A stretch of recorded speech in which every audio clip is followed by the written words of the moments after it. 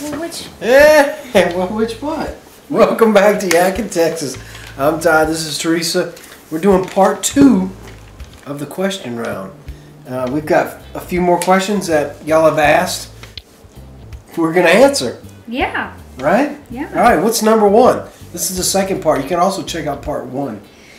Part 1. It's getting personal here. Yeah, they're kind of getting a little personal. So, do you make Ty do girly things because you fish all the time with him?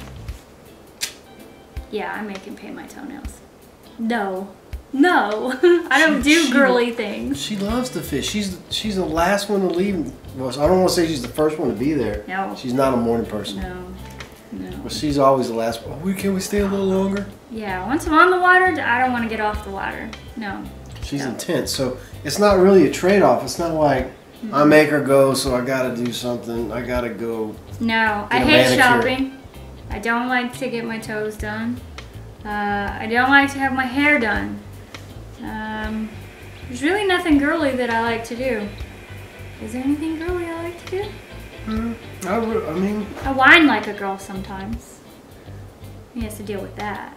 But you think that's an even trade-off? A little over emotional every now and then. But that's every now and then. But no. So no. No girly things. All right, question number 2. We don't do girly things. What is y'all's favorite thing to do other than fishing? Bow hunt. Bow hunt.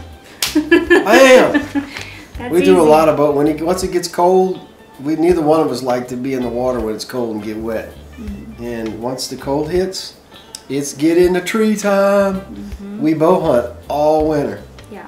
All winter. Yeah. Of course, I love my music. I play music a lot, and I do all the background tracks for the show. I'm always recording and writing songs.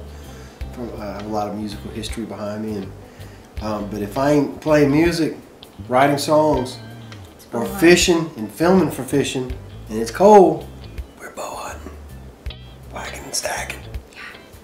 Gotta have some meat to go with that fish. All right, what up? Next one. This one came in from our friend Rixie Kelly. Okay. Rixie, hello.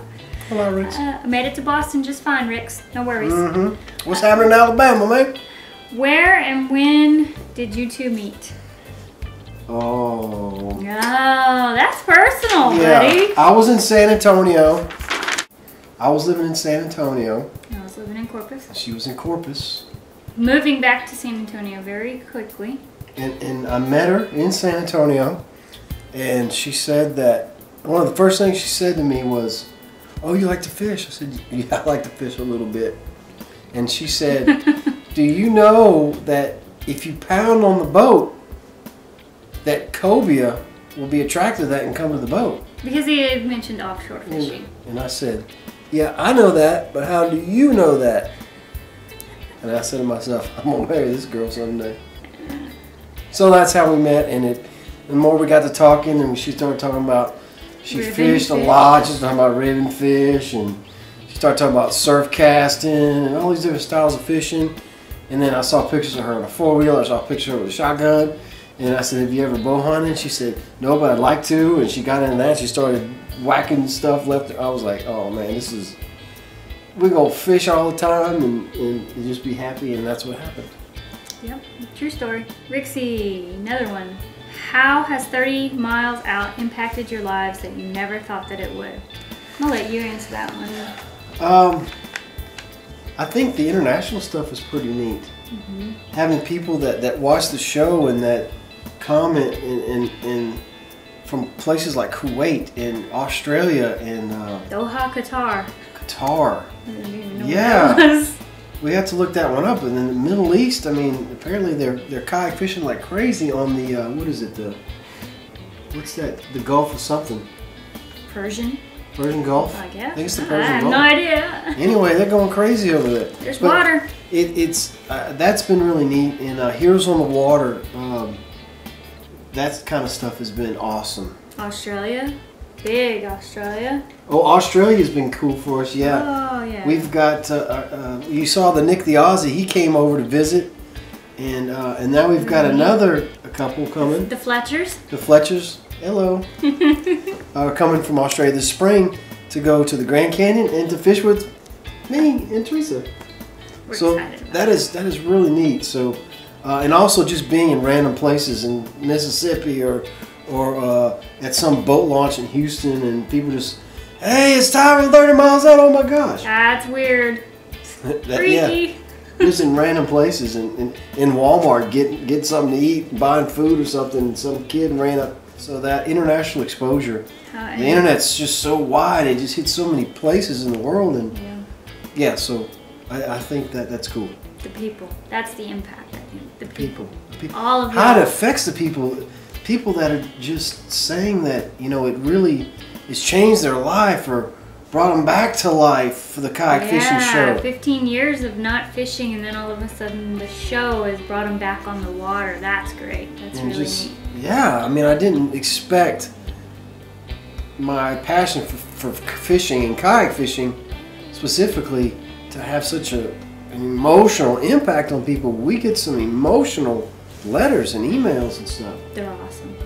Anyway, is that it? What else we got? Marcus Hernandez. Okay. How did both of you get hooked on fishing? Apparently he's trying to get his girlfriend hooked on it, and she isn't quite hooked on it yet. Man. I think he'd like her to be hooked on it. So how we both got hooked on fishing, I was born that way, I think. I think I was probably 1 or 2 years old. My first memories were, you know, being around fishing on the beach. She was raised around the Corpus area. Yeah, so surf fishing on the beach on pins, Padre Island National Seashore. Big shell. All her family fishes. Everybody. And if they ain't fishing, they're hunting. And if they ain't hunting, they're fishing. Everybody. So she grew up in the outdoors. Mm-hmm. And my family's all from Louisiana. That says it all right there.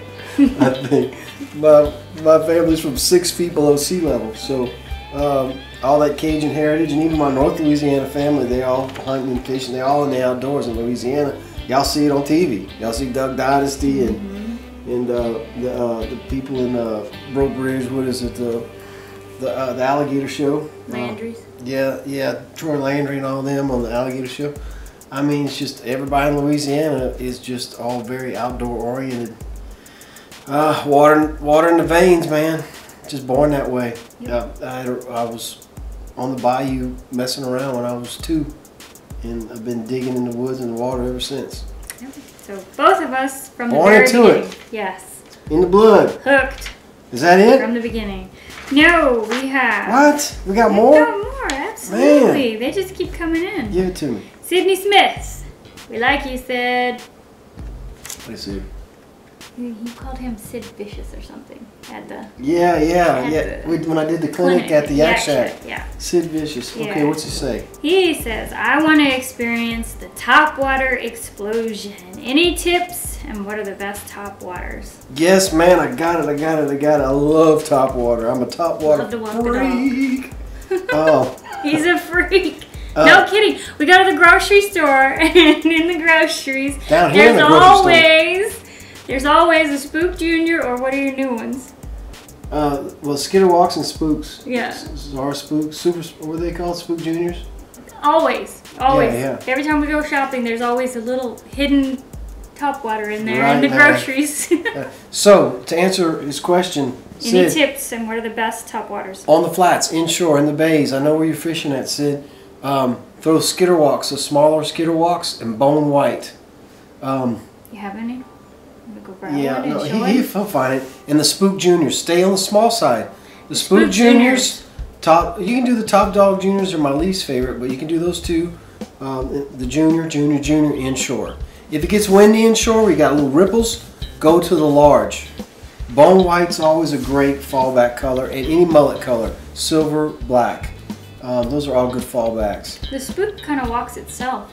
Teresa really likes the Spooks. I like the Spook Juniors too. You just bounce the tip of the rod. Yeah, you just bounce it and she goes.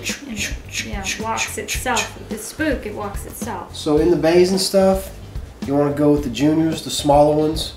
If it gets windy, go with the big ones. If you get off the beach, or if you're throwing off the sand offshore, or if you get off the beach in the kayak, or whatever, and you see stuff blowing up out there, jacks or something, I throw the bigger ones and make sure they have stout hooks on it. Yeah. The Spooks, the Skitterwalks are expensive. They're like $7-8, and they come with great hooks. Some of the Spook Juniors and the bombers and stuff. Offshore, I use the big bombers, and I replace the hooks. They have to be stout. because they'll straighten them out. The kings and the jacks straighten those hooks out. Well, that should answer your question. Is that it? No. Got another question. Yeah, they want to know. One more. Okay, one more. Ty, how often are you in the doghouse for bringing home a new yak, fishing rod, or other necessary gear? Like, for me, it's quite often. Arvin, you poor fella. Well, fortunately enough, I have a wife who's a fishing fanatic. So if we are at HEB and down here on the coast, the grocery stores carry tackle. That's awesome. So if we're in HEB and she's got milk and bread and I throw a skitterwalk in the basket, it's not a big deal. She's like, "Ooh, did you get bone?" Who's that for? Me or you? Yeah. Or why didn't you get black and silver? Why'd you get hot pink? Yeah. Give me the hot so pink. Yeah, I'm lucky in that respect. We both get excited over tackle.